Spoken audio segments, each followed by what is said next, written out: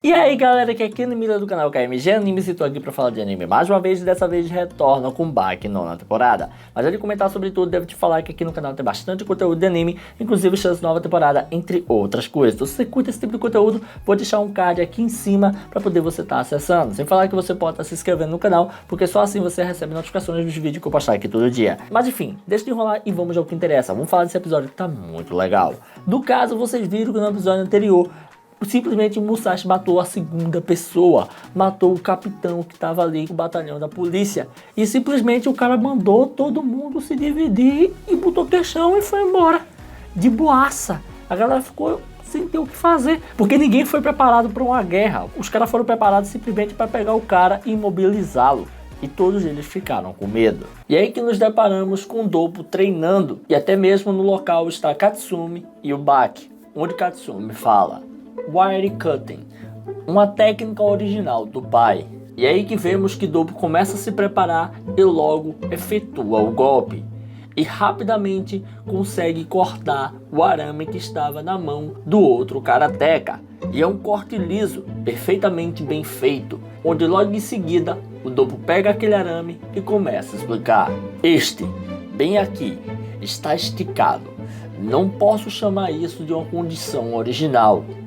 E aí que ele olha para Katsumi, que está rindo, e pergunta: o que é, Katsumi?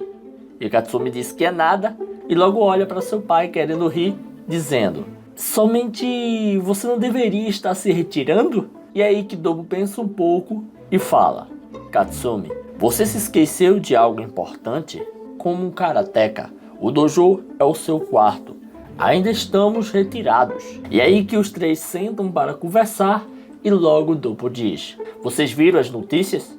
E Baki fala: 2 pessoas foram cortadas. E Dobbo continua: a polícia deveria ser forte para começar, mas... aliás, eles são os mais fortes da polícia, aqueles que juraram vingança. Onde Katsumi concorda com aquilo e Dobbo continua: eles estão deixando de lado as aparências, eles estão trazendo tudo o que tem. E aí que se mostra o armamento novo que será utilizado, armamento pesado. E aí Baki diz: e Musashi vai ser morto por eles?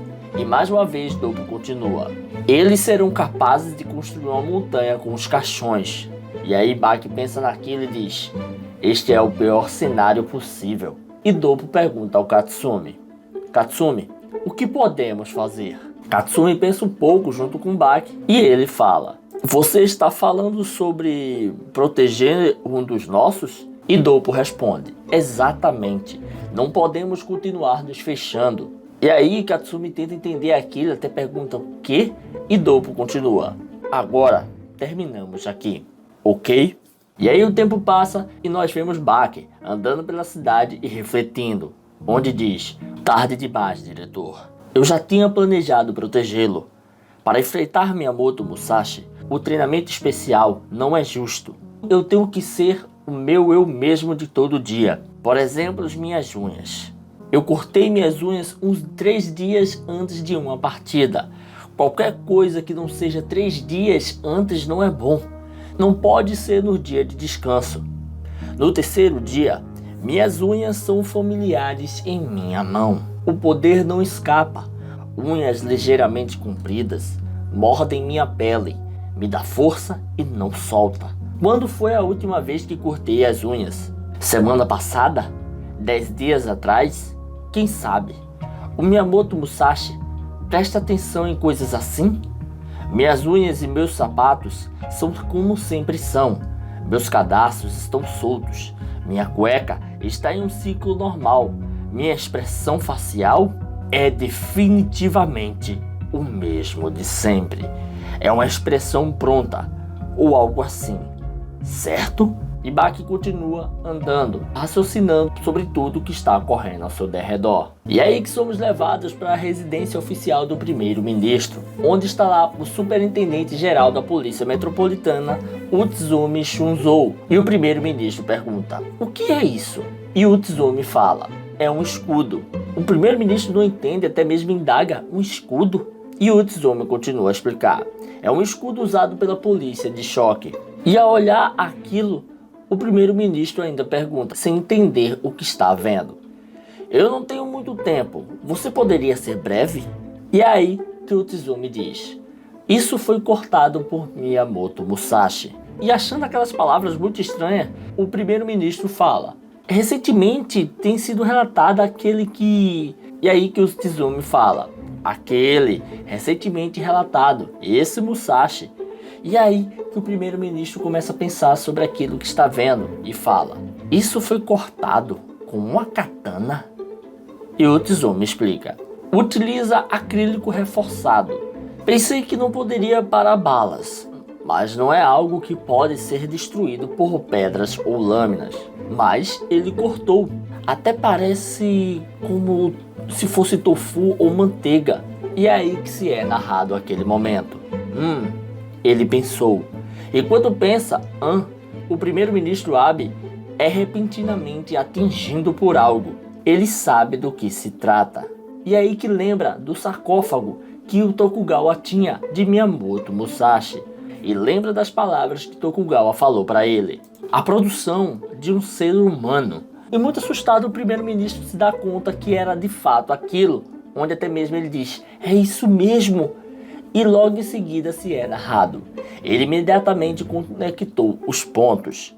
E aí o Utsumi, vendo ele bastante nervoso, pergunta: primeiro-ministro? E aí que vemos que o primeiro-ministro fica pensando e nervoso, onde ele diz: eu não acredito. Ele realmente fez um humano? E se começa a narrar. A conversa que se surgiu foi rápida, saltando muito além das coisas como buscando permissão para usar armas de fogo. O nível da questão surgiu de uma forma natural. E é aí que somos levados para uma reunião, onde está todos os policiais ali. E o primeiro-ministro fala: todos, a polícia e as forças de choque, foram facilmente superados. Isso é uma desgraça! Não deve ser visto pela nação! E pela nação não! Pelo mundo! Aquele homem! Aquele Miyamoto Musashi! Absolutamente não deve ser chamado de herói! E é aí que o narrador nos conta, enquanto vemos todas as tropas se preparando para o embate, para buscar por Miyamoto. E se narra: reconhecido publicamente, aprovado pelas mais altas autoridades. O poder da polícia foi liberado. Carro blindado anti-armas especiais. O carro blindado mais forte feito com o propósito de antiterrorismo. Nesse ponto, o equipamento foi de grau de armamento militar, onde vemos lá todas as tropas já se preparando. Apesar de não ser o exército, ainda assim era do nível bem semelhante. Onde o narrador ainda explica: equipe especial de ataque tático, STAT. E claro, não eram balas de borracha. E é aí que vemos que Musashi está no parque, nas planícies, onde logo chegam 2 helicópteros policiais e uma companhia inteira de militares, onde Miyamoto já começa a preparar suas armas e diz: novamente tal excesso. E é aí que somos levados para Tokugawa, onde lá na casa dele, ele está fumando e fala para o primeiro-ministro que foi visitá-lo: você não pode lidar com isso, Abe. E o Abe logo diz: não, Kuroko, desta vez sua maldade foi longe demais. Tokugawa pensa sobre aquelas palavras e o Abe continua: o verdadeiro Miyamoto Musashi, e ele é um clone humano. O Japão não teria aliados se o mundo descobrisse sobre isso. A tecnologia de clonagem evolui diariamente, mas dentro disso, a produção de humanos clones é vista como um tabu final. O mundo inteiro reconhece isso. O que é considerado humano, o ponto de vista ético, a defesa dos direitos humanos, de todas as perspectivas. E depois de o Tokugawa ouvir tudo aquilo, ele diz: tudo bem, eu já entendi. Abe, você vai matá-lo? E é aí que o Abe diz: já existem 2 vítimas, não pode haver mais. E Tokugawa, ao ouvir isso, fala: haverá pilhas de corpos. E mais uma vez o Abe se pronuncia dizendo: ele é um mestre espadachim que mata todos que se aproximam dele. Há riscos em apenas falar com ele. Eu aprovei o uso especial de armas de fogo com munição real.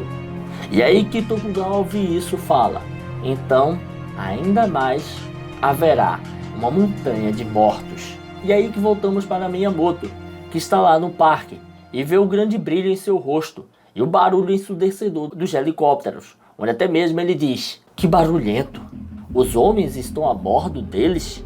Você vem sem querer neste desafio?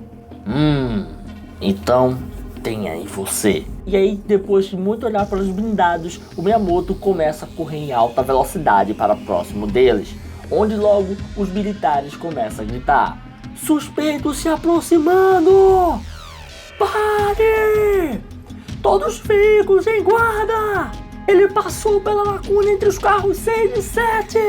Ele deu a volta para trás! E aí, naquela situação, sendo já atacados logo de primeira, todos os militares já se aprontam para sair de dentro do comboio e ainda continuam a falar: todo pessoal, rápido, desembarque! Nível de alerta 4!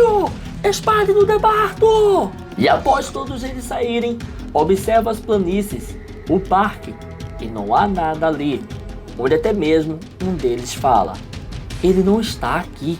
O que aconteceu? Onde o narrador nos explica quem é aquele homem que falou isso. Comandante do STAT, Superintendente Shimamoto Yorishika. E ainda se continua a falar: nós podemos encontrá-lo. Você olhou embaixo dos carros? Hã? Debaixo dos carros. Encontre-o e dispare nele.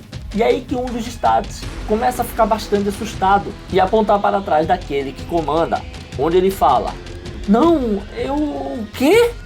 Shimamoto-san? Quem é aquele? E aí que vemos que Miyamoto está atrás do líder, do comandante do esquadrão STAT, onde se é narrado a primeira foto desta tragédia. E aí que vemos o banho de sangue batendo no rosto do militar.